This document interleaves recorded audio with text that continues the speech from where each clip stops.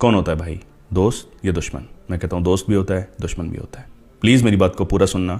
आप अगर ऐसे भाई हैं तो मैं सलाम करता हूँ आपको, और अगर आप इतने खुशकिस्मत हैं कि आपके पास ऐसा भाई है तो उस तक की वीडियो थैंक यू बोल के ज़रूर पहुँचा देना। बचपन में जब दो भाई छोटे होते हैं ना, एक भाई का किसी से झगड़ा हो जाए तो वो दूसरा भाई पूरी दुनिया से लड़ जाता है अपने भाई के लिए, और फिर जब वो भाई बड़े होते हैं तो एक भाई दूसरे के सीने पर बंदूक तान कर खड़ा हो जाता है। क्यों? अब बहुत सारे लोग ये कहते हैं कि लड़कियां ऐसी आती हैं, बीवियां ऐसी आती हैं तो भाइयों में ये सब झगड़े करा देती हैं, दुश्मनी करा देती हैं। मैं एग्री करता हूँ, बहुत सारी लड़कियां, बहुत सारी बीवियां ऐसी होती हैं, लेकिन उससे भी बड़ा रीज़न मैं मानता हूँ कि दौलत का भूत यहाँ सवार हो जाता है।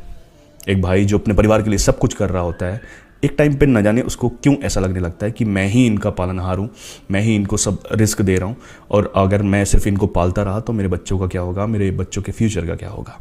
परिंदे जब अपने घर से निकलते हैं ना तो उनको कुछ नहीं पता होता कि उनको रिस्क मिलेगा या नहीं, लेकिन खुदा ने वादा किया है, वो अपना पेट भी भर कर आते हैं और अपने बच्चों के लिए लेकर भी आते हैं, इकट्ठा भी नहीं करते।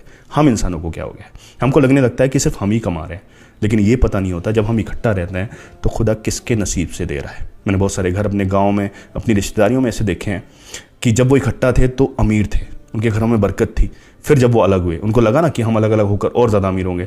फिर जब वो अलग होते हैं तो उनके काम इतने अच्छे नहीं रहते, इतने अमीर भी नहीं रहते, क्योंकि खुदा नहीं पता किसके नसीब से दे रहा होता है। खुदा ने रिज़्क़ का वादा किया है, आप अपनी औलाद के लिए कितना भी इकट्ठा कर दो, अगर वो लायक हुई तो खुद भी कमा सकती है, और नालायक हुई तो आपकी पूरी सल्तनत को बर्बाद भी कर सकती है। आप अगर अपने परिवार के लिए कर रहे हो तो खुदा का शुक्र अदा करो कि खुदा ने आपको देने वाले हाथ बनाए, लेने वाले नहीं बनाए, और ये खुशकिस्मती सबके पास नहीं होती। आपके पास अगर ऐसा भाई है तो मैं सलाम करता हूँ ऐसे भाइयों को, और एक बार मेरी बात सुनकर उस भाई को गले लगाकर थैंक यू ज़रूर बोलना, क्योंकि आसान नहीं होता सबको एक जगह इकट्ठा करके रखना और उनके लिए कमाना।